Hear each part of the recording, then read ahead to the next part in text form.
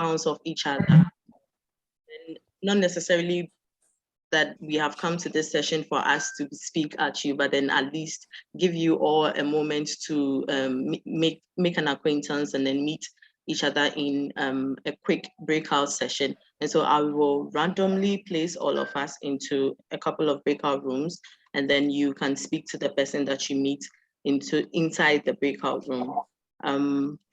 You can ask the person's name, their institution, and what they want to get out of the session at the end of it. So I will create the rooms now, and then we can all move into them quickly. Okay. All right, so I will see us in 2 minutes.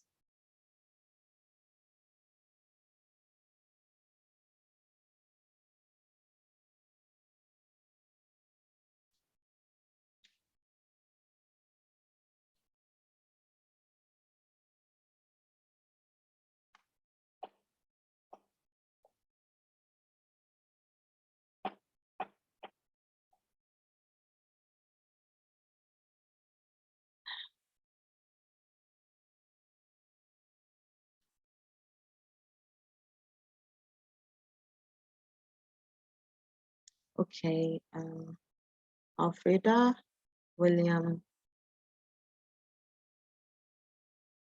do you need any help?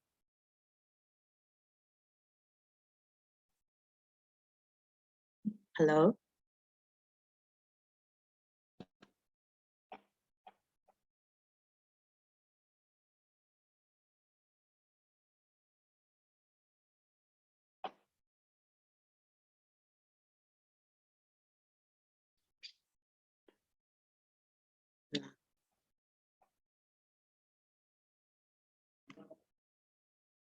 Okay, so really on show.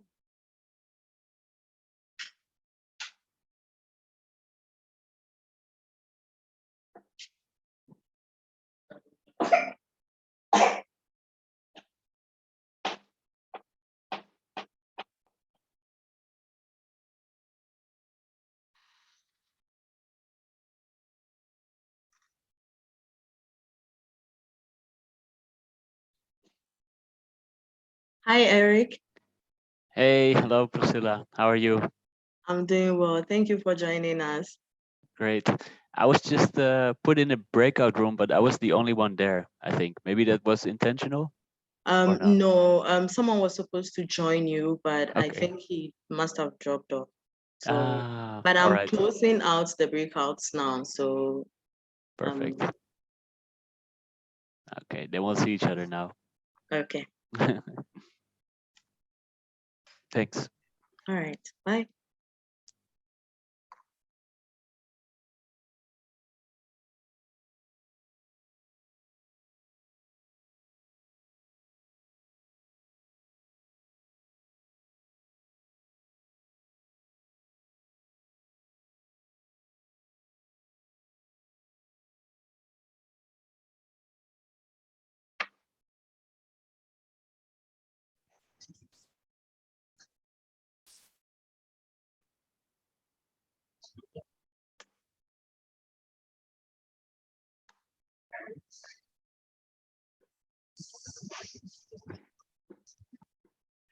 Victor, share screen. Sorry. Okay, 1 second for everyone. Aha. Welcome back, everyone. I hope you have made good acquaintances, and we'll hope to grow those throughout the session as we meet in individual breakouts. I will take a quick moment to introduce Footprints Africa to those of you who are now meeting us for the first time. Footprints Africa, it's our it's our mission to prove that businesses can be a force for good, and we are championing this through our B Corp program, which we take businesses through a number of workshops, a 6 months program to help them improve on their social and environmental impact. We also do this through our through research, where we are currently looking into how circular economy would look like in a long term or in a broader term in Africa. And so I will currently hand over to my co-facilitator, Victor, who would tell us why we are here. Over to you, Victor. Okay. Thank you, Chris, for the wonderful introduction. As to why we are here, as she said, Footprints is interested in helping SMEs improve their social and environmental impacts. And so just focusing on the social impacts, we decided to engage in a research in the informal economy. And during our research, we identified certain stakeholders which we thought would be interested in knowing what we found out and what we would want to recommend. So we decided to organize this session as a means to just get your insights and feedback on our findings and recommendations, and also as we delve into issues in the informal economy. And so before we go into the presentation, I would just allow myself and Doc to introduce the research team to introduce ourselves before we go into the presentation. So as I said, my name is Victor. I'm a research consultant with Footprints Africa and currently on the Big Board team. And so I'll let Doc take a few minutes to also introduce themselves, and then we can begin the presentation. So Doc, over to you. So yes, I'm Owusu Boampon. I have expertise in the informal economy. I consult for a number of institutions, including WIGO, and also consulting for Footprint Africa. I'm a lecturer at the University of Cape Coast, where I teach development theory and development economics with postgraduate students. And I'm happy to be part of this research process. I must say that Victor did all the legwork. My role was to basically supervise the process in a very minimal way. So it's amazing being part of this process. Thank you, Victor. Thank you, Doc. Just to add a little bit to what Doc said, so it wasn't just me and Doc who were working on the research, but during the data collection, we have a program we run, the URC University Research Challenge, which looks to help students in the university gain some research skills. So just as part of them trying to help us with data collection, we involved last year participants who engaged in research in the informal economy. And so they joined us to collect the data for this research. So we'll be jumping to the presentation, but before that, I just want to give us a brief outline of what to expect. So the presentation is in two parts, and we have the first part, which is us presenting our findings on the informal economy, after which we'll go into a series of breakout rooms where we'll discuss the findings, and then we are going to come back and then share with the main room on what went on in our various breakout rooms. The second part of the presentation has to do with sharing the recommendations that we are making based on our findings. And then after that, we'll also go into another series of breakout rooms, and then we'll come back and share. And so we decided to title our presentation Standard for Informal Workers. And so why did we decide to do this? When we talk about standards, we are looking at rules and regulations that govern working relationships between an employer and people he engages with in the value chain. So this could be employees, this could be casual workers, this could be his suppliers. And we are looking at the standards that govern these relationships. And as I said earlier, Footprints, we are focused on helping SMEs to improve their environmental and social impacts. And as part of this, we're looking at how the informal SMEs we engage with and how they engage with their informal workers. And so we decided to embark on this research just to identify some standards which we could recommend to them to put in place to improve the working conditions for their informal workers. So before we go, I would just like Doc to just step in and then to share a little bit on the methodology used for the research. So over to you, Doc. Thank you very much, Victor. Yes, Footprint got us involved in this project, and I would say it's been very fantastic. But one of the critical things that I want us to note is that defining standards for the informal workers or actors is a very difficult task because of multiple needs and the complexities of activities in the sector. So we were battling with what kind of standards can we design or define for the informal sector. So we had to do a lot of literature review.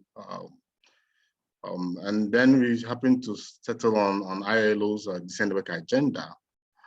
Even though this agenda was developed based on Western models of work, where there's a clear definition of employer-employee relations.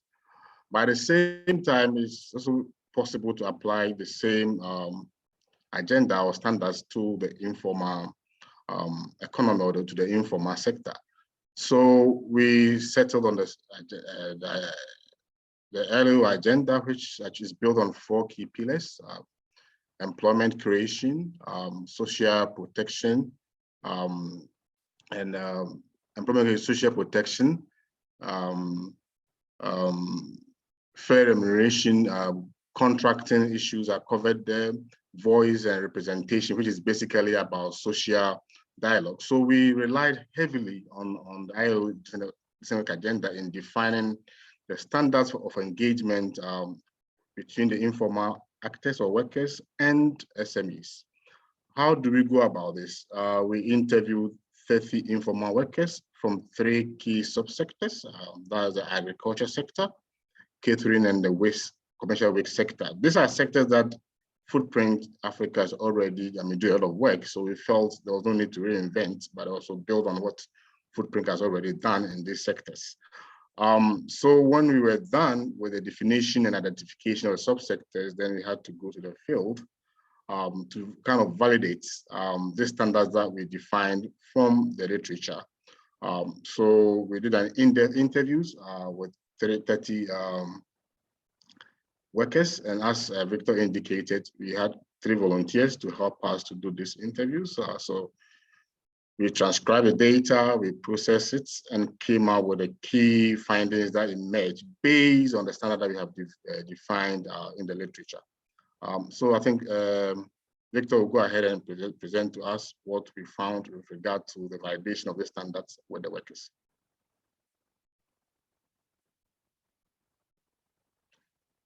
Victor, you're muted. Yes, thank you, Doc. Sorry about that. Yeah, so as Doc said, we identified certain key categories based on the ILO decentralized agenda, which were contracting, payments, health insurance, social security, health and safety, childcare, and gender and discrimination. And so we designed an interview guide, which we took to the field, and based on our findings from the analysis, I'll just go through what we found out so far. So first, we want to talk about the first key category, which has to do with contracting. What we found out was that first, we asked the workers if they were aware of what a contract was, and it was good to know that about 80% of them were aware of what a contract was in helping them to secure their jobs, also as a means of evidence. So in case something comes up, they're able to say, oh, I had this contract with you, you agreed to these terms with me. But when it came to asking them if they were willing to engage the contracts, we found out that we could then segregate these workers into 3 broad categories. The first category were those who were willing to engage with the contract, and the second group were those who were unsure that they wanted to or did not want to engage with the contract. And then in the third group, we had those who just outright refused to be engaged under contracts. Probing further, we found out that the main reason for them not wanting to engage in the contracts was because of mobility. And that is to say, as one worker put it, is that if I have a contract, it's difficult for me to move from one SME to another when I feel the conditions are not good. For those who are unsure, it was also the same reason. For they knew the contracts were beneficial in protecting their jobs, but they were also concerned about mobility. I want to be able to free to move around when I feel like the conditions in another SME are better than in another workplace. And even among those who were willing to engage with contracts, it was still the same issue among a few of them. Although they were willing, there were still concerns about mobility, which told us that for the informal workers, freedom of movement was very important to them. When we come to the category of payments, the minimum wage in Ghana currently is set at 13 cedis and 54 pesos.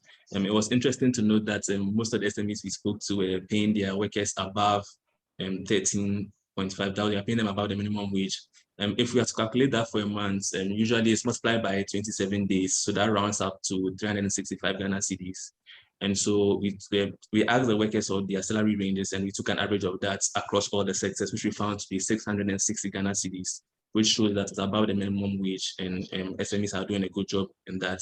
It was only in 2 instances where we found workers being paid 300 cedis, which was way below the minimum wage and also way below our average.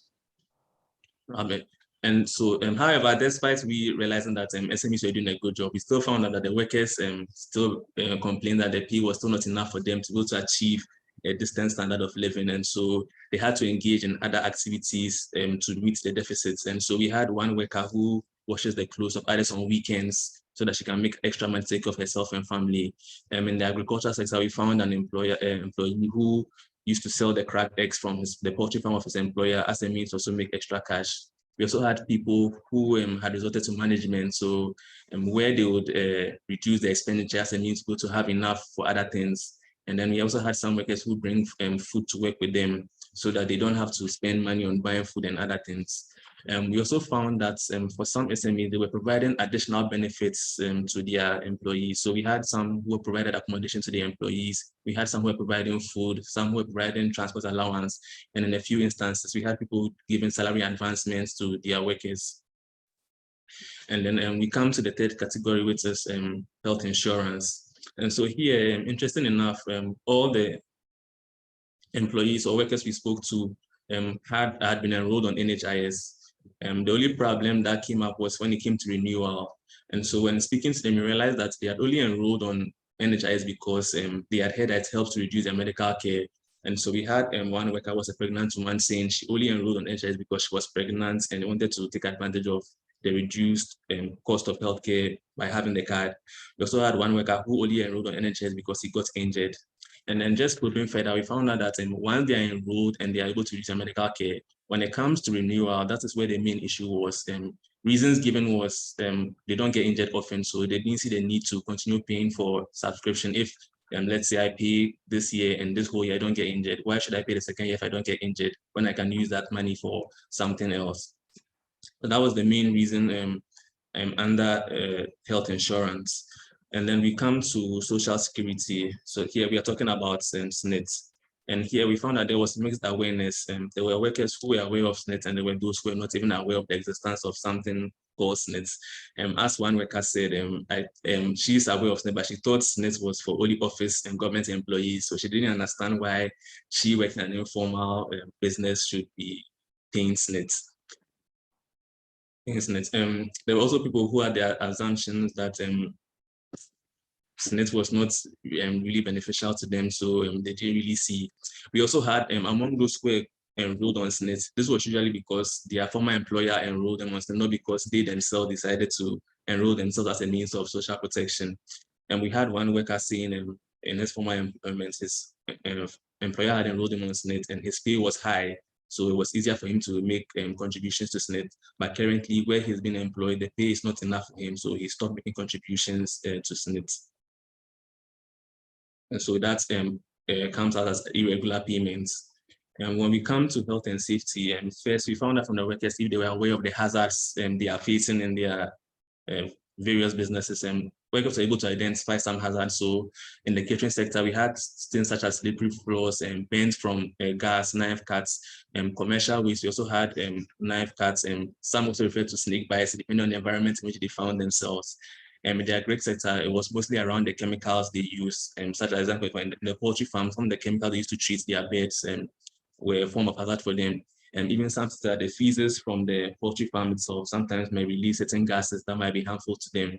And so then we went on to probe further as to whether they have been given PPEs or a form of protection against these hazards. And according to some of the workers, and some SMEs are doing a good job in providing them with these PPEs and to use to protect themselves. But however, we found out that when it came to using the PPEs, it was not a regular occurrence. It was as and when they felt like using it.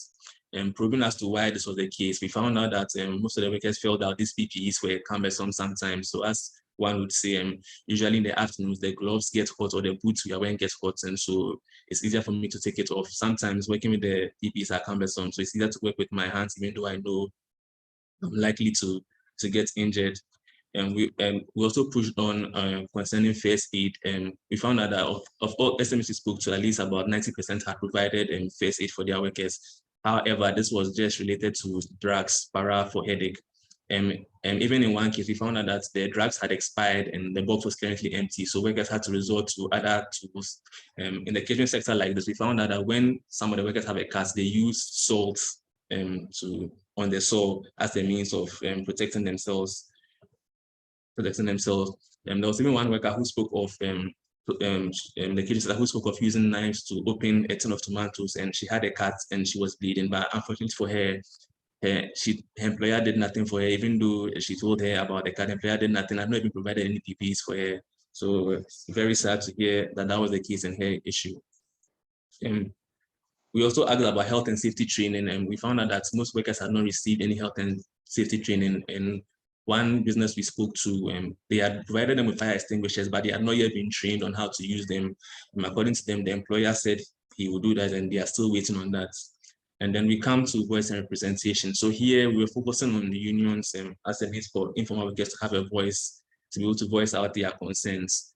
In our research, we came across UNIWA, which was a trade union for informal workers, which is under the Trade Union Congress.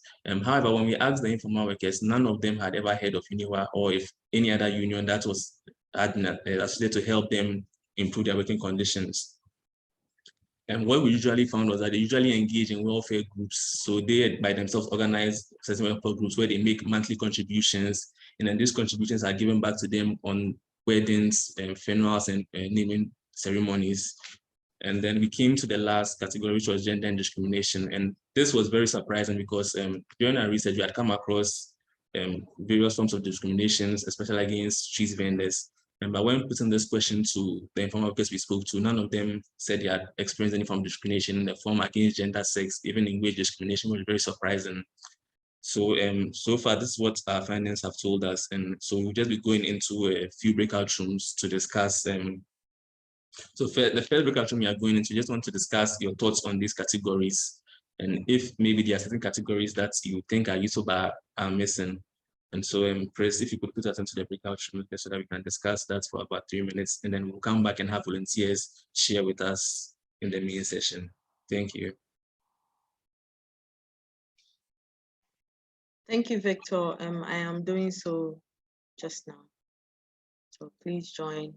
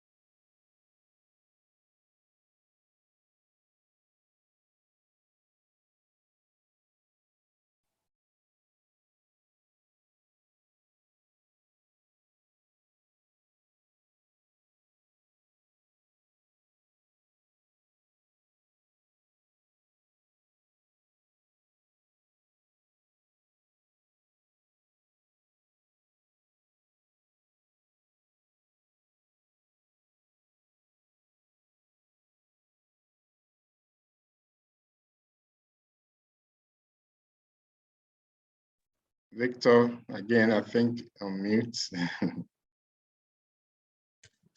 I don't know what's up today. Yeah, sorry about that. Okay, so I think most of us are back in the main session, and so I would just want a few people to volunteer and to share with us on what categories they think are useful but are missing from this after the discussion that went on in your breakout room. So any volunteers?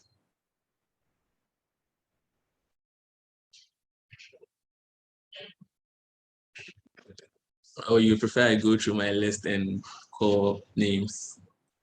I can share a little something. Because Eric shared in the chat the very interesting point about hours and kind of workload. So physic load in terms of how much you might be carrying, but we're trying to work out where would that go inside the categories. And in some ways it goes into safety. It's kind of what the actual demand, what is being demanded of someone to do, whether that is reasonable. So that was one thing. And then the other thing we talked about is you have a health and safety category, and then you have a health insurance category. And the question being, should health insurance come under the health and safety category, or should you have a health category and then a safety category? So those were some of the things that we talked about. Any other person wants to share with us? And also quickly, the document's not editable. We couldn't write in the document. But I see Adriana has unmuted herself, so I think she has some good things to say. Thanks, Joanna. We were also looking at what Eric said, and we were thinking that with the working hours, it will do fine in the contracting. So at the contracting stage, if you are doing an 8-hour shift, for instance, you make sure it is logged in there. And we also discussed something about training, which is lacking throughout the thing. So we were thinking of at the health, safety, and training component of workers. Because even when you are giving PPEs, depending on what you are doing, you need to be trained to use it. You need to be trained to fight fires and all that. So the training component is very essential. Because let's remember, a lot of our workers in the informal sector don't have a lot, the skills that they have is not, they are not skilled. They are mostly unskilled and semi-skilled. So if we are managing to have proper health, safety, and training for them, it will make their work a little bit more easier. Yeah. Thank you. Thank you very much for sharing. And can we have one more person before we move on into the next breakout room? I had the opportunity to be in the same room with MFA, who works with SNIT, and she brought about an interesting point also on the voice. So she mentioned that the issue of the voice, she has an issue with commitment, because you join an association, and if you don't really see the relevance after paying dues, and you are not bringing experts from maybe RGD to come and speak to you, you are not probably getting some loan facilities or getting any benefits. She finds the no need for joining such an association. So associations should be relevant for the members, so that when they know that they have a social capital, they get some benefits. And also she raised a concerns also under the informal sector, because she realizes that we can recategorize informal sector. There are some people who have been to school, but they have opened probably some restaurants or chop bars, and their way of operation is far different from someone who has not been to school at all. So she was saying, if we can redefine informal sector probably into categories, maybe it would really help going forward. And then she had issue with the fact that the informal sector today are just so segregated. It's like they are not too formalized or organized, and it will be prudent, as you rightly mentioned, that they can belong to an association, so that when you want to provide support, it is more easier. So these are the few comments that she also brought on board. Thank you. And then career advancements. All right, Hello. thank you very much. Yeah, hello. Yes, thank you very much. Sorry, I joined in a bit late. My name is Deborah Freeman. Okay, you're welcome. Just on the categories, I thank you very much. I didn't see formalization here, but I don't know how you are structuring your system, because my lady just mentioned it, formalizing the informal economy, formalized. So I thought that instead of just mentioning contract,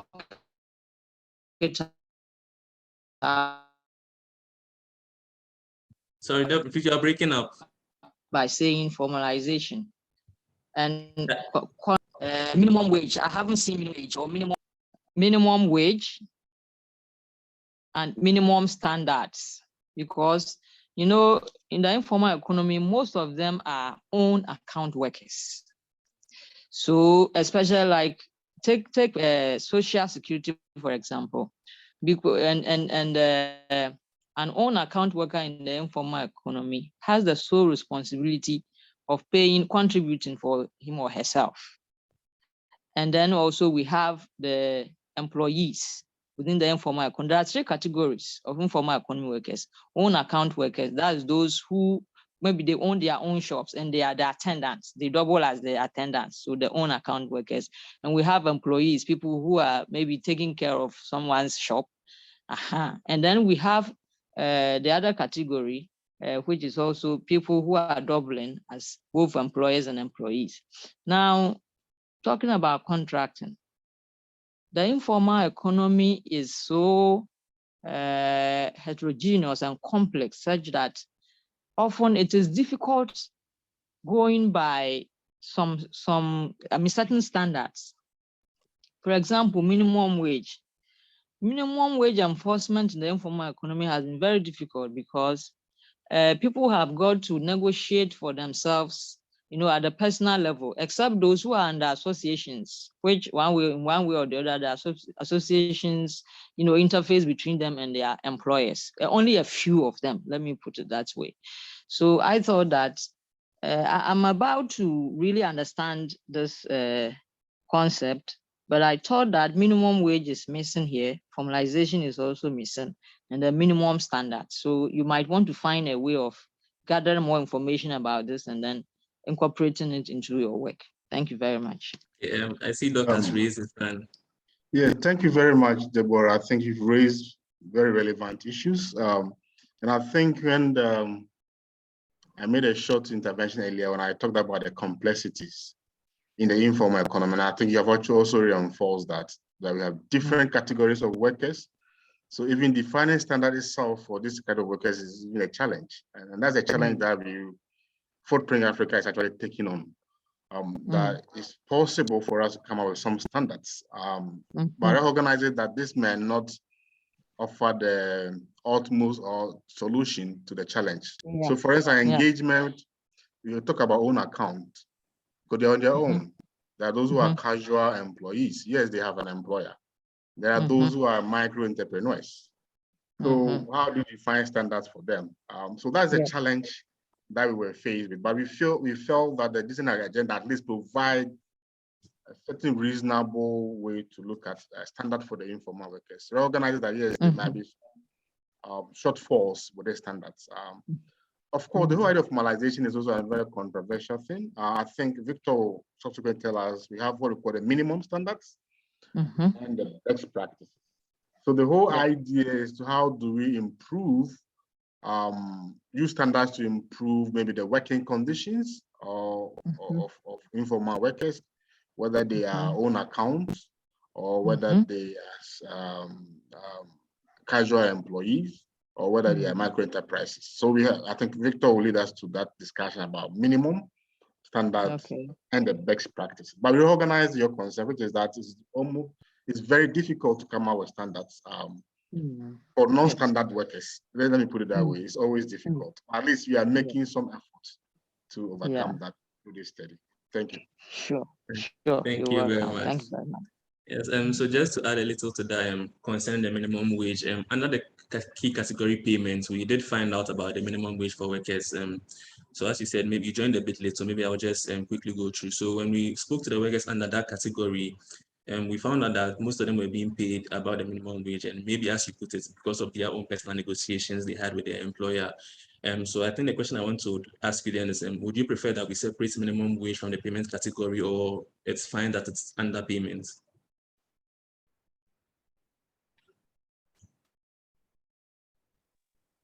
Deborah. Okay. Payment. I think we want to see. Okay, well, I think payment is fine, but let's make sure that the minimum wage features strongly. Yes, I will do that. Thank you very much for all the wonderful insights. So we'll be going to our second breakout session. Yeah, before you go, Okay. Deborah, will it be advisable that in the contract, when you are signing the contract, the payments, it should be that the informal worker shouldn't be paid below the minimum wage, so that we make sure Yes, that please. all of us That's the point. Okay. Please, that's exactly the point I'm making. Yes, they should not be paid below the minimum wage. Okay, so that can be taken care of in the contracting when they are signing the contract, or when they are being paid. The employer should just make sure he does not pay below the minimum wage, right? I think that contracting can take care of that, because payment also is part of the contract, can be part of the contracts, right? Yes. Hello?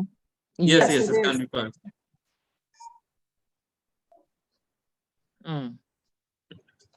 So it should be part of the contract. Okay. I see Joanna has raised her hand, so maybe we'll just give her the chance to speak. Doc, is your hand up, or it was up before? No, I just wanted to, is it Deborah? Is it Deborah or Seb Watson that we are speaking with?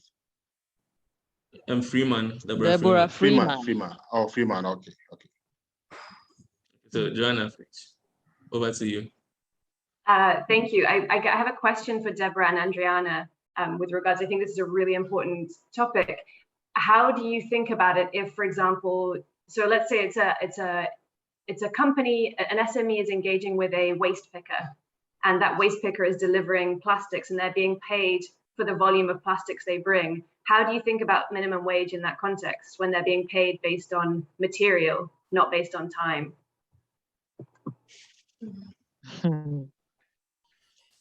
Well, I think that if it is based on volume in the contracting, it will be, it's like the commission basis, that you bring me X amount, a ton of waste, I give you this percentage.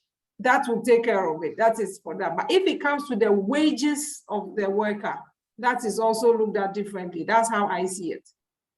The wages is different from when we give you a contract that you would get 5% for every ton of waste you are bringing. That one is also that takes someone a certain amount of time to collect that waste, and that amount of time is not compensated by a minimum wage when you take that price for the plastics.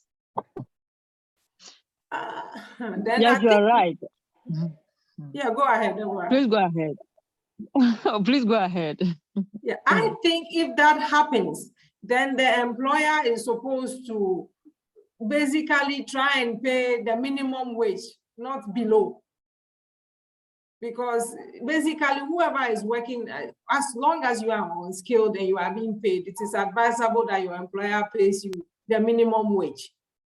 If he cannot go anything above the minimum wage, at least the barest one, which is the minimum wage, should be paid to you for the work you have done. Because you cannot even prove how many hours you have. It could be that the plastics are collected in the neighborhood, every house, and you just go in and then you pick it and you get the tonnage. It could be that you also have to go scavenging and you spend more hours scavenging and all that, yes.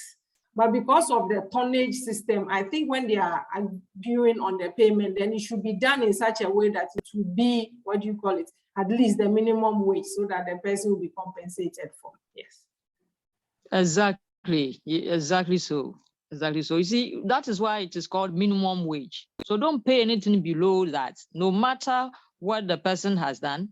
I mean, so to add to what my sister just said, minimum wage should not be enforced only when there is a working relationship. That's a employer-employee relationship.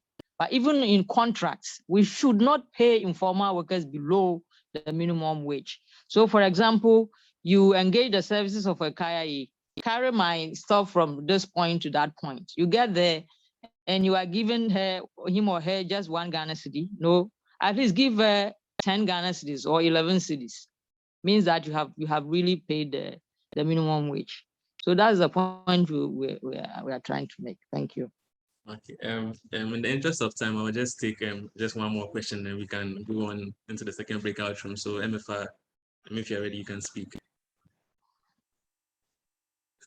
Thank you very much. So Great point made so far, but I from the point of from where I sit, what we've realized, so just for the purposes of clarification, I work with SMEs. What we've realized is that the minimum wage issue, whether or not it will be paid, contracting cannot solve it. You know why?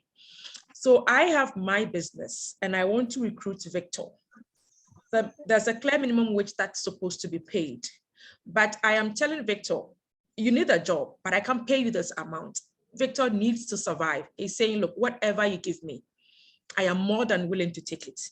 That has been the situation on the field when it comes to the informal sector. Now, we need to have a clear policy that should support that person without any bargaining power going in to look for unemployment. This person must survive. The person needs to live. I am supposed to be collecting 500 pounds or 1 ton of plastic. This is what the minimum wage is supposed to be, 360 or whatever it is. But I'm saying that I can pay you 200. You need that money to survive. You have dependents, because I see we've added childcare to these things. What is the way forward? At what point does the contract support this person who has agreed to be paid below the minimum wage? At what point are we holding the employer responsible that irrespective of the situation, don't take advantage of this person coming in to work with you? These are the clear distinctions that we need to look at as well as we go along all the discussions we've had so far. Thank you. Thank you. I think for the rest, you can put your questions in the chat, and if we are done and we have time, then we could address that. And so we'll be going into our second breakout room. And here we are just discussing what kind of support you're already offering in terms of these categories, and what are some of the challenges you are facing, and then some of the success stories you have. And so we'll be going to that for 15 minutes. And just as we did for this one, when we come back, we'll have a few people share with us, and then we can move on to the second part of the presentation. So Chris, and you can put us in the breakout rooms.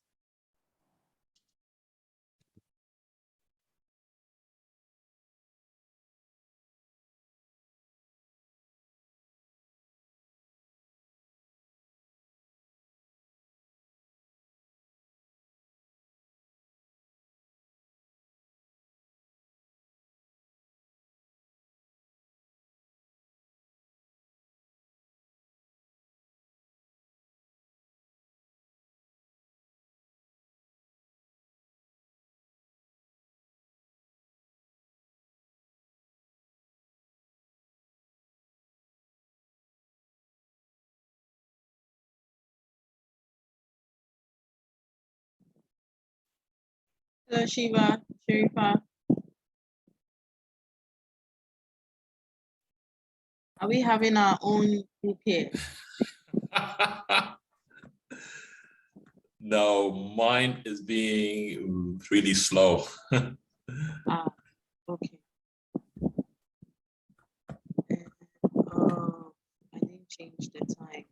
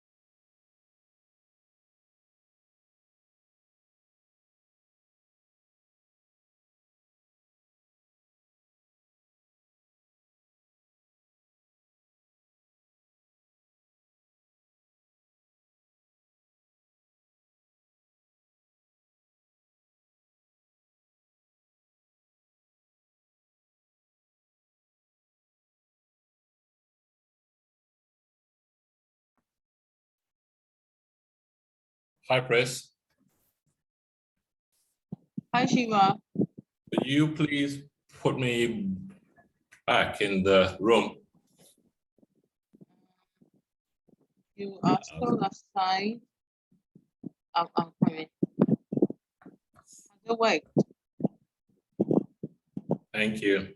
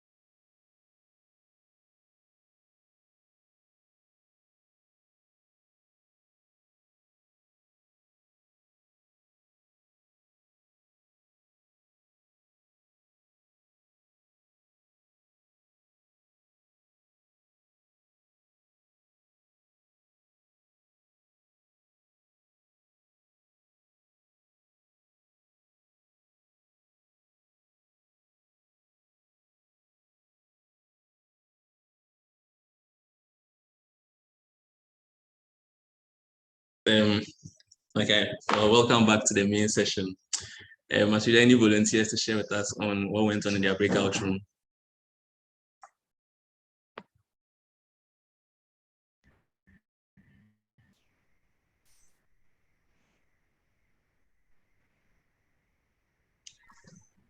Maybe I can request that we were just getting into, we were talking a little bit about gender, and a lady from UNIWA was talking about the way UNIWA has been integrating women in the decision-making process. So maybe she'd like to just finish what she was saying so we could all benefit from it.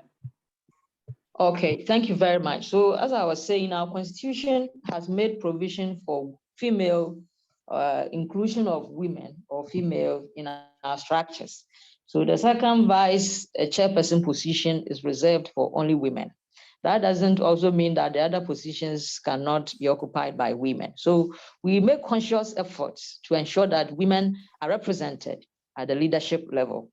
There is more room for improvement anyway, which WIGO, currently we have a project with WIGO to help us to make sure that women have built their capacity to be able to take up challenging leadership positions.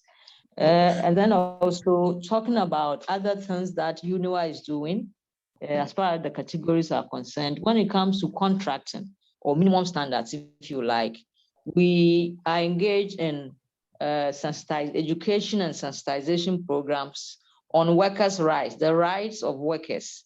If you're an informal worker, you are a worker and you have rights to all the labor rights that exist in the country.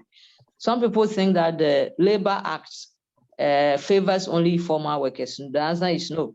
I mean, it favors both formal and informal workers, but except that it is not being enforced in the informal economy, which we have been educating and sensitizing members on the Labor Act so that they should not accept anything, any wage that is below the minimum wage. And also, when it comes to social security, we have educated members, sensitized them, their right to social security. As an organization, we have established a pension scheme, a group personal pension scheme, since it was launched in the year 2017, and which most of our members have subscribed to the scheme and they are contributing to social security.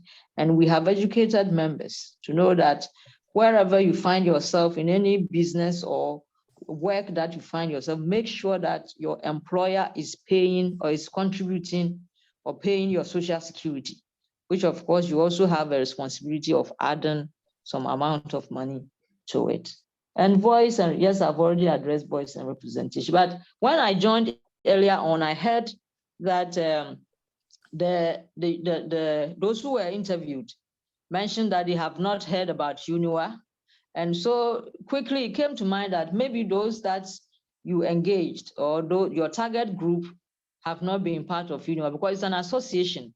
And as there is freedom of association, of course, it's possible that, or it's normal that some of the informal workers are not part of UNIWA.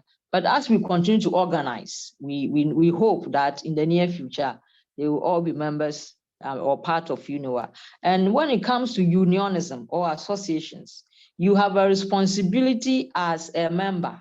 You must pay your dues, and then the union also will fulfill its responsibility towards you. So for those of them who might be saying they have not had any benefit from the organization or the unions, it probably means that they have not really paid their subscriptions, because it is pay before chop. That's what they say. So I want to thank you for this opportunity, and we hope to contribute more. Thank you. Thank you very much for sharing with us. Joe, I see your hand is up, so maybe you want to speak. I wanted to ask a clarifying question, because I know in the research you did, Victor, you found that with the social security options available for some of the informal workers, they might have been aware of it, but maybe they didn't renew their subscriptions. And so I wanted to ask our UNIWA representative if you would mind saying a little bit about how you've had success in getting renewals of subscriptions and renewals of payment. So what's the kind of success story? What's working there to make that successful? Thank you very much. So per our constitution, UNIWA's membership is association based. So the associations are constitutional, they are supposed to pay monthly dues. And then because we are under the Trades Union Congress, the Trades Union Congress also has a policy that each member of UNIWA pays at least 0.3% of the current minimum wage. And currently it is about approximately 1 Ghana cedi. So we have introduced the ID card issuance system where every year, and all dues are embedded in the amount you pay to obtain your yearly membership ID cards. So when a UNIWA member obtains his or her ID card for the year, he or she must have paid the 12 Ghana cedis, which is dues, the annual dues to the Trades Union Congress, whilst the associations that are under UNIWA also pay their monthly dues. And one of the things we use to get the dues is that if you do not pay your dues for up to a certain period, say a quarter, we do not invite your leadership to our statutory meetings. You are cut off from attending statutory meetings until you pay up, So these are some of the things that have helped us to be able to collect dues from them. There is still room for improvement. There is a challenge, especially when, because of COVID, most members have lost their business capitals and all that, and they are still trying to jumpstart their business, which of course UNIWA is trying to help them in a way to jumpstart their business. So between the year 2020 and now, most of them have not been able to pay up, which of course the excuse has been that due to COVID, they are not doing, their businesses are not doing well. But anyway, we have all got to face that challenge, and we are all trying to recover, Thank you. Thank you. If I can see your hand is up, can you maybe share with us in just about 2 minutes? The time is almost up. I don't want us to go beyond. Yes, I just wanted to add that the pension scheme run by UNIWA, like Deborah said, is purposely for the members of UNIWA. But the state has also made provision for pension cover for every worker in Ghana, irrespective whether you're in the informal sector or the formal sector. And the scheme, one of the schemes, we currently manage the 3-tier pension scheme, and SSNIT manages the 1st-tier scheme. This is open to everybody, whether you are a formal person, self-employed person, or it doesn't matter the business you do. You must register as a necessity. Social security is your human right. That is one thing we should all always bear in mind. And as a result of that, every other person has the right to register onto the scheme to pay contributions, so that even if you don't belong to an association, which you don't necessarily need to belong to earn pension or to earn any social protection cover, you should be able to register and pay contributions. And you pay as little as 47 cedis, 60 pesos every month for yourself. And if you are an informal sector worker, you are not required to pay every month. You can decide to pay every 3 months, every 6 months, depending on the kind of business you run for yourself. And you could increase these contributions annually. That is at your discretion. Thank you. Thank you. Okay, thank you very much for sharing this interesting insights with us. So we'll be going to the second part of the presentation, which just has to do with the recommendations we are making based on the standard, the findings that we had. And so I'll just go into that, and then we'll go into breakout rooms. So on contracting, as I was saying, we found out that the main challenge with the informal workers was mostly had to do with mobility. What is currently done, however, is that it's normally a verbal contract. So the employer tells you, this is what I'm paying you for doing this for me. And that's just where it ends. So we thought maybe for a minimum standard, you could still have this verbal agreement, but it shouldn't just cover payment, but it should cover your expectations of the worker, the rules, your responsibilities you expect from him, the benefits you might give to him, such as maybe accommodation, food, maybe you pay NHIS for him. So that doesn't just cover payments, maybe how, if he wants to leave, the processes maybe he has to go through, maybe he should inform you a day or two before he moves, instead of just waking up one morning and deciding not to come to work. And then just looking at the laws, labor laws of Ghana, and also what we're looking at ILO, we thought maybe a best would be something that's written. So once you verbally agreed to these terms, you can then put that into writing. And usually because of the worker, the level of the worker, some of them, the education is not too high. It doesn't necessarily have to be in English per se, but you can put in the language that the worker would understand. And when it came to health and safety, as we were saying, we spoke to the workers about the hazards they face at work, and they were able to identify some hazards, but not all. And we also found out that some of them had maybe once in a while gotten injured at the workplace. And so we're suggesting that for a minimum standard, is on the responsibility of the SMEs to do a risk assessment. And this can just be as simple as walking around your enterprise and looking at potential places where workers can get injured. And once you have that information, it's then easier to put measures in place to reduce those risks. And then once you've done that, it's also best to have that in writing. So that is what we are suggesting for a best practice. So once you've done a risk assessment, you've identified here's where your workers are getting injured, you can put these measures in place and then have that in writing so that anytime a new employee, a new worker comes into the workplace, you're able to give that to them. And so we have that as a health and safety policy. And also with the issue of enforcement, where we had workers only usually engaging with the PPEs when their employers are around. And we decided that maybe you can have a dedicated health and safety officer to ensure that people are complying with the PPEs you are provided with them or the health measures you put in place.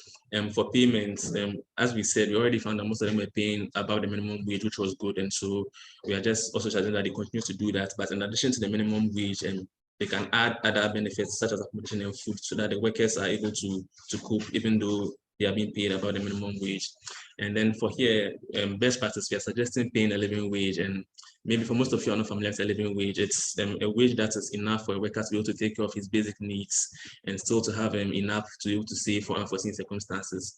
So I would pause here for a few minutes and I'll allow one of my team to share a lesson on the living wage. And we did a research on that last 2 years. And so he will just speak to them and then we can pick up from where we left off. So Randy, if you are ready. Thank you, Victor. Hi, everyone.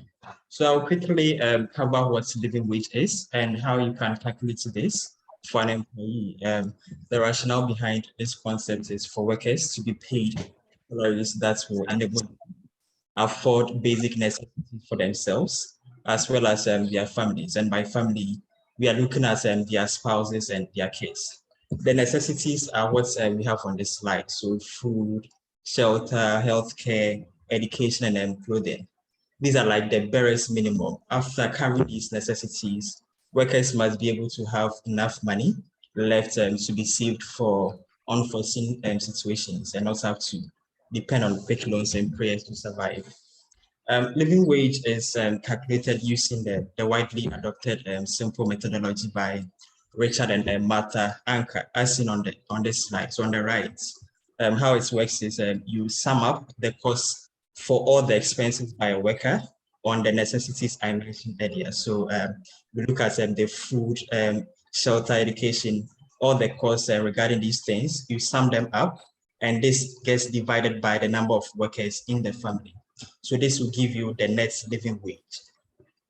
Now to get the gross, you simply add the workers' payroll deductions and taxes. So that is all. You have the living wage.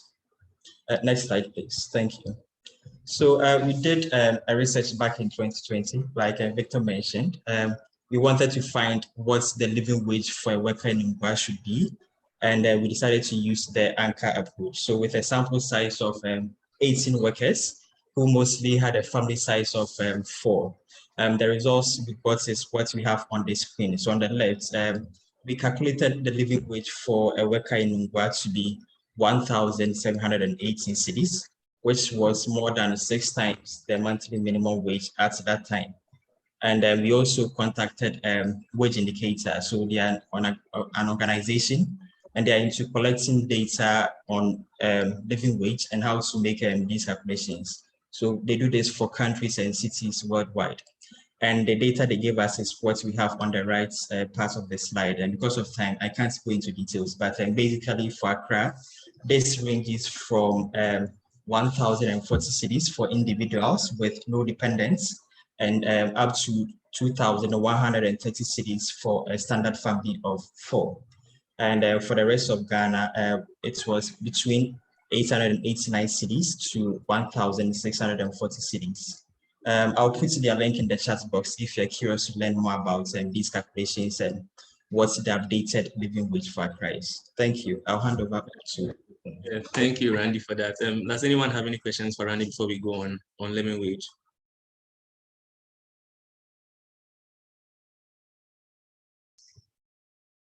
Okay. If there are no questions, I have one, please. Okay, sorry. So I think as we've all seen recently, inflation and prices are just increasing, and they increase at such a fast rate. What challenges does that present for you? And I suppose if you're now like trying to find this, is this still the figure for today if you take into account the recent inflation? When you go to some of these websites that you can use to do the calculations, they ask for things like transportation. And to be honest, even by the end of this presentation, it's possible fuel prices might have gone up. So you can, if as a worker, as an employer, you can be proactive when it comes to these things by constantly doing the calculations, because the figure we have here in 2020 is definitely not what we have now. And like I was saying, if you go to their websites, you see they normally provide these updates monthly, because these things is not constant. Prices of things keep going up.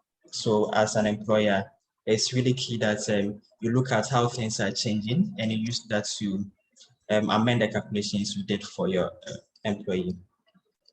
Okay. Any other questions? Okay. Then if there are another question, then I'll just continue with the recommendations and then we can go into our series of breakout rooms. Yes, so we've already spoken on contracts and health and safety and payments. And so just picking up, we are now speaking on health insurance. So what we found out was that most workers already enrolled on NHIS. So we just suggested that maybe employer just make sure that indeed all their workers are enrolled.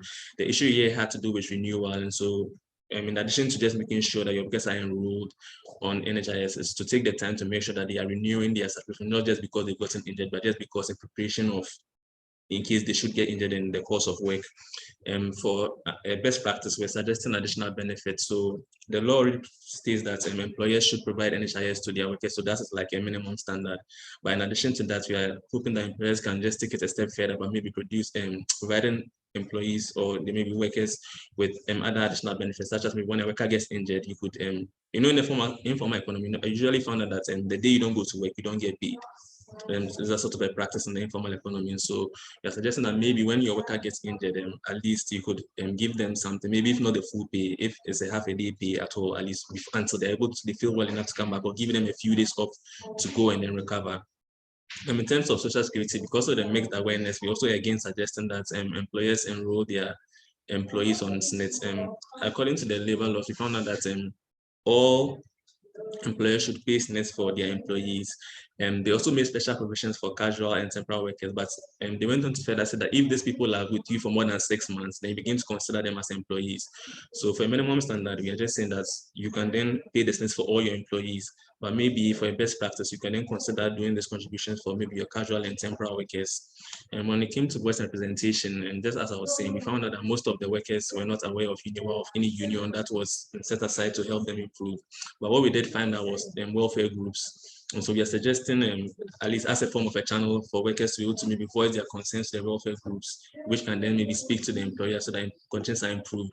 Usually these welfare groups are just more contributions, and then they make payments on weddings and anniversaries. And then we are suggesting that have a written policy so that workers are aware that, oh, you are free to go and join a union. And then for childcare, we found out that workers don't mostly bring their children to work with them, except maybe in extreme cases where the child is not of a school-going age, so maybe between 1 and 1.5 years. So usually accompanies their mother to work, or where they have no family member at home where they can leave the child for them to watch while they go to work. And what they did complain about was the distraction that the children bring, because you have to keep one eye on the child while keep one eye on your work.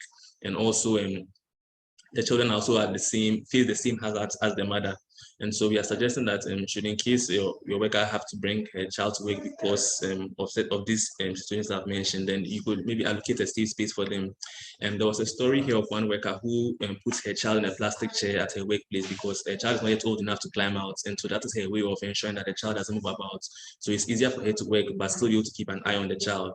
And then we also suggested flexible working arrangements for mothers, because even when the mother is not bringing the child to work, she still has childcare responsibilities, such as maybe waking up. She has to wake up very early to get a child ready, and also maybe be home in time to prepare supper. And so we also suggesting flexible working arrangements, also especially for nursing mothers. If they should bring their child to work, you could give them about maybe 30 minutes to 1 hour a day just to nurse their child. And then for a best practice, we are suggesting that you can have this written so that workers know that, oh, if you should bring your child to work, these are the measures we put in place to protect the child, and these are the things you can also do to ensure that your child is kept safe.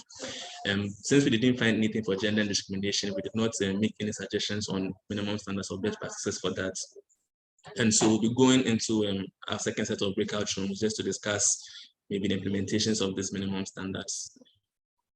And so in the first one we'll be just looking at how feasible, so what we are proposing, how feasible are they? Is it possible that we'll be able to enforce these laws and have SMEs or have informal workers complying with them? So Chris, if you take us into the first set of breakout rooms, and when we come back we'll just have a few people share, and by in the interest of time, maybe about 1 or 2 people can share, and then we'll move on to the other series of breakout rooms we have. Could you please paste the table in the Google Doc? So we have it. I'll put it in the chat. Could you put the table itself in the Google Doc? Okay, I'll do that. Because it's hard to remember. Yeah, I'll do it.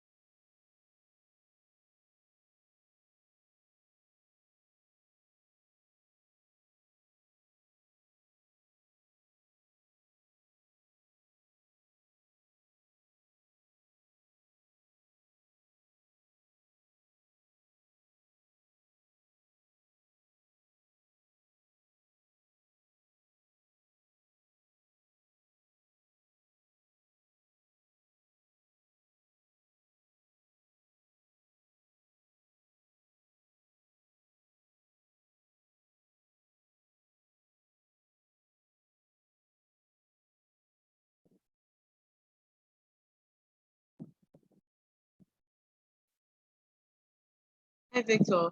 Can you put me back into the breakout room? No. I purposely moved you here just to okay.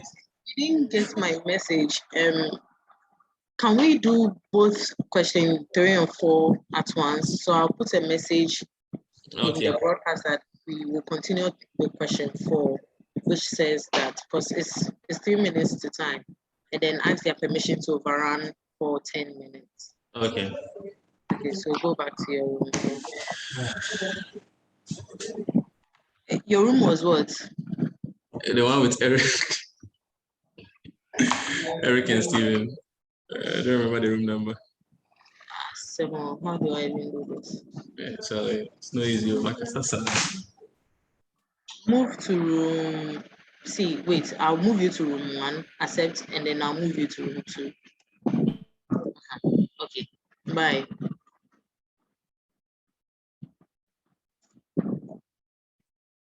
Jennifer, are you not moving? Oh, Victor, it didn't work.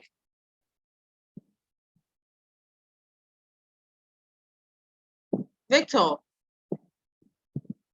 It didn't work. Oh. What do you have on your screen now?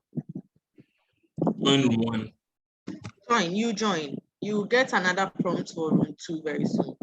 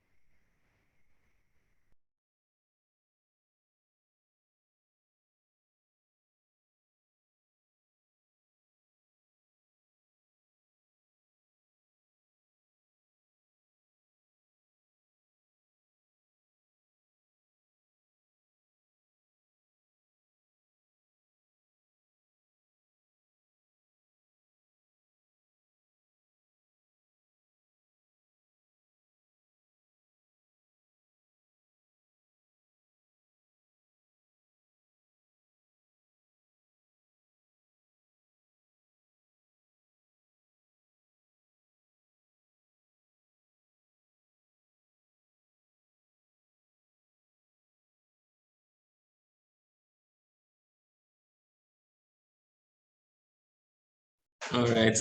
I guess most of us are back. As they say, time runs fast when you are having fun, and we are already over the time limit we set by 8 minutes. So I'll just want to apologize for that and maybe just ask permission to get maybe a few more minutes, maybe 10, so that we just can go to the rest. But before that, can just one person then just share with us their thoughts on the implementation and support they think will be needed to have these standards enforced.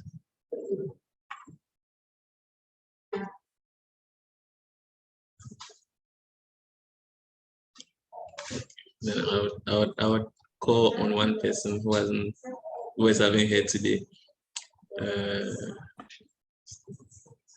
William, maybe can you just share with us quickly what went on in your breakout room?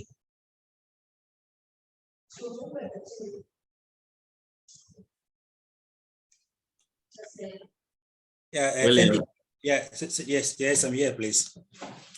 Okay, thank you very much. So when we were going through, let me say the variables, I realized for especially my SMEs, when it comes to SNIT, they are doing well, especially tasty treats.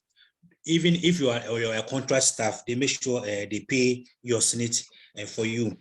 And when you come to the payment aspect, when we take Ordinary, for example, they are paying them beyond the minimum, the living wage, and they've also provided even accommodation where management is taking care of the accommodation their light bill and their water bill. So what they need is just food. So in this case, they are able to, let me say, save more based on the amount that they are being paid at the end of every month.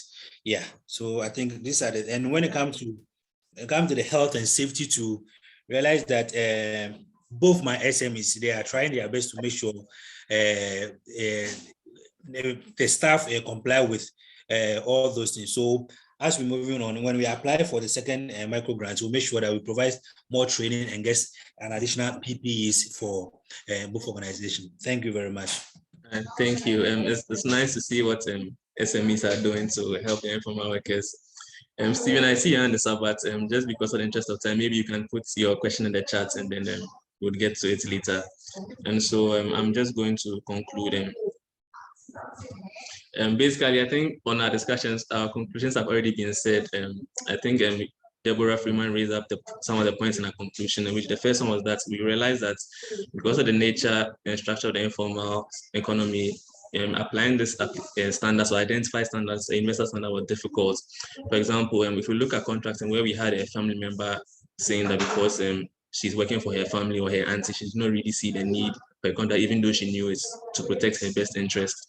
We also found out that workers have their own ideas and on what these standards are. So the law says your employer should provide you with PPEs and also decide that you abide by using the PPEs. But here we have workers thinking that the PPEs are too cumbersome, so they prefer to work with their hands. And so these first 2 points are very interesting because they can be building blocks on which we can do further research. Also, they are concluding that because informal workers did not know much about the unions available to them, we can see that there's a high potential for unions to help improve or to enforce these standards that we are doing. Because once workers are part of an association and are part of a group, then they have a bigger voice to be able to speak up and have their working conditions improved. And so I'll be going to just the next step. So based on the feedback we've had so far, we are having a draft report, but we're going to implement some of these feedbacks into it and then finalize the reports, after which we will then launch the report. So we'll be hoping to maybe share that with you and then maybe to get additional feedback on that. And we're also hoping that this is not the last session we have, but going further, we can have more sessions just to delve deeper into these issues that we have discussed. And so maybe if you want to reach out to us in the meantime, I'm just going to share our company information with you. So that's our email address and our phone numbers, and also you can reach out to us on social media. So I'll give maybe about 1 minute so that you can take a look at it and write it. If you want to reach out to us to maybe discuss the reports further, or to discuss the work we do in helping informal workers.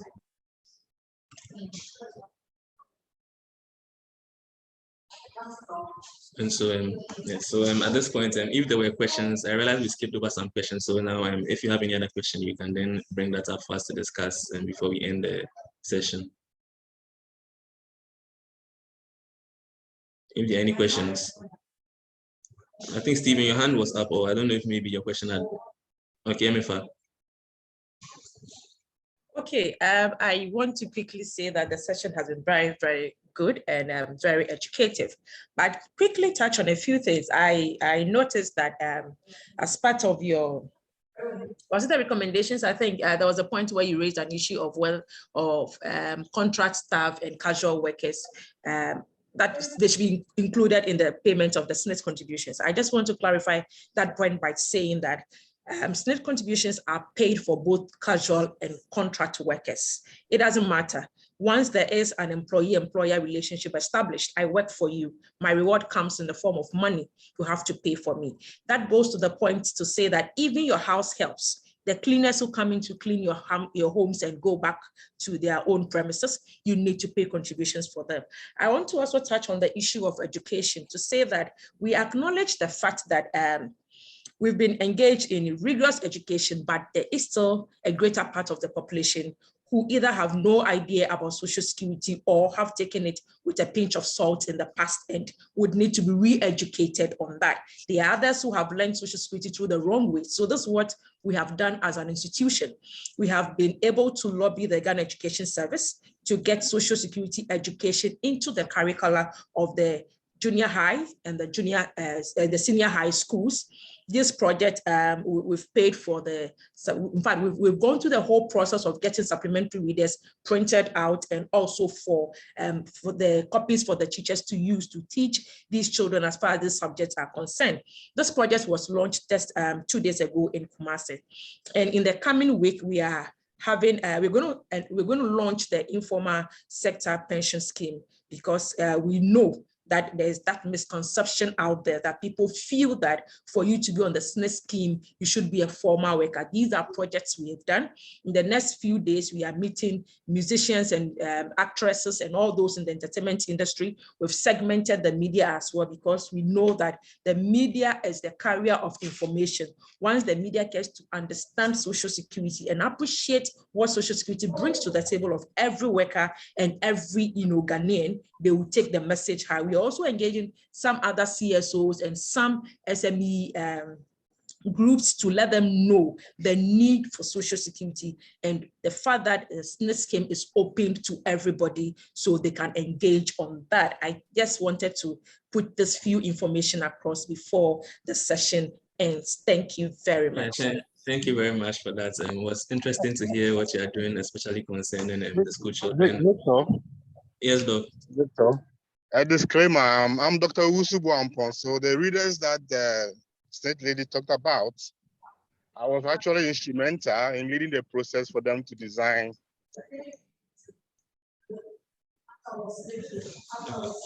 Okay. Elfrida, I see your hand is up, so maybe Awesome, Doc, awesome. Okay. Yeah, thanks for the opportunity. I would say thanks for the session. It's been insightful, but I also have some concerns I want to raise for us to think through. But I see that we are putting much energies into the SMEs, the organizations, to be paying the SSNIT and all other benefits.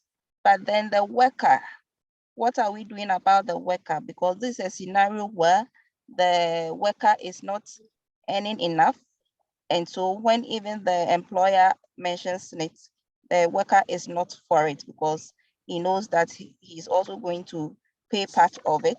And so he's not for it. So we should look at what we are also going to do for the worker empowerment, building their capacity to also appreciate, so that it will get to a point where they will be calling for it. When an employer employs them, they will be pushing for it. And then another point is we should look at all these things holistically, because when it comes to the SMEs, there are levels. And so for me, my experience with pre-revenues, they are already struggling. And so when it comes to all these fine ideas, they are not for it, because they're already struggling. And then because supply of labor is more than the demand, a worker is willing to accept anything the employee puts on the table. And so they are not able to, the SMEs themselves are not able to pay them the living wage, more or less go on to the SSNIT and all the other benefits that we have touched on. So we should look at all these things. Thank you. Thank you very much for sharing that. Yeah. Hello. Yeah, hello. Okay, thank you. Deborah here. Okay. So to add a bit to what my sister just said, Social Security, I mean, extending Social Security to the informal sector is paramount. But then we need to incentivize the informal workers, especially the employees within the informal economy. So during our breakout session, one of the ladies brought up an interesting it has to do with co-payment system, where government adds up a certain percentage of an amount to what informal workers are able to contribute.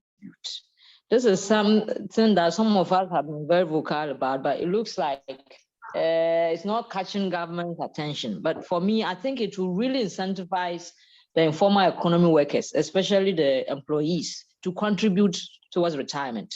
So I don't know, I want to recommend, to you, that you add it to your recommendation that, the co-payment system, I don't know how you put it. There's a way, matching contribution. Yes. the pension matching contribution, informal workers and government, is by reducing the huge amount. We've been informal workers for many years now. For many of them, it's not as if they are not aware about three-tier pension scheme or social security. They are aware. Many of them are aware, but because they earn low incomes, they are unable to contribute. So if government should bring up a policy that, yes, we want to incentivize informal workers. If we're able to contribute 10 Ghana cedis in a month, we are adding 10 or 5% of what you're able to contribute. We see that it will motivate or incentivize informal workers to contribute for retirement. So thank you. These are my thoughts. Yes, and thank you very much. But since you're already on the floor, we wanted you, because we found out that most of the people didn't really know about UNIWA. I just wanted you to give a quick introduction on who UNIWA was, and then maybe what they do, and then we could just end the session then. Maybe in case some of them would want to reach out to you. Thank you very much. UNIWA is the Union of Informal Workers Association. We are under the Trades Union Congress Ghana, and it was established in the year 2015. And because we are under the TUC, we partake in all the statutory activities of the Trades Union Congress, including taking part in minimum wage discussions with government. And the TUC has been our strongest voice. And so I'm not surprised that you said some of the informal workers said they don't know about it. Anyway, so UNIWA, I can say, is the most representative informal economy organization in the country, because we are represented in every region, because wherever the Trades Union Congress TUC is, we are also there. Yeah. So unless someone has a question, want to have more information about UNIWA. And our membership is quite diverse. We have the Musicians Union of Ghana is a member, Ghana Actors Guild is a member, artisans and traders, physically challenged workers, or most of the market associations are under UNIWA. So we have 22 member associations under UNIWA, because our membership is association based. And I'm Deborah Freeman, the General Secretary of UNIWA. Thank you very much. Thank you for sharing with us. So Can finally, Can I ask a question? So what is UNIWA doing to reach out to the unorganized informal workers? Thank you very much. Currently, we have a project being supported by FES Ghana to be able to reach out to, embark on a membership recruitment drive, organizing, we call it organizing.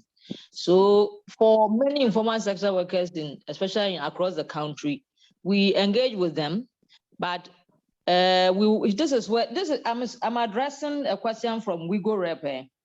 Yes. Okay, Dr. Usu, right? Yes, Dr. Okay, Usu. so yes, okay. So Dr. Usu, going forward, through our engagement or the support that we have from Wigo, we are able to visit some of the regions. And through those activities, we'll be able to mobilize more informal economy workers. Because between this year and next year, we have fixed our gaze on mobilizing informal workers or organizing informal workers across the country. So our target is to have 8 million informal economy workers to become members in the next 2 years. So it's really, really huge work that we have to do there. Thank you. Yeah, thank you. All right, so we finally come to the end of the session, and so it's been very exciting. It was interesting to hear all the various insights from the various organizations and SMEs present. Hopefully this will not be the end, as I was saying, but we will hope that going forward we would have more engagement sessions to delve more deep into issues in the informal economy. I would move for this session to come to a close. So if anybody will second that, and then we would hope to see each other again. I second. All right, then I would hope to see you guys again. Bye for now. All right. Thank you very much for the fantastic job. Thank you. It was very Thank you, and educative. see you all. It was nice meeting everyone here. All right, it's nice meeting you too. Thank you very much, everyone.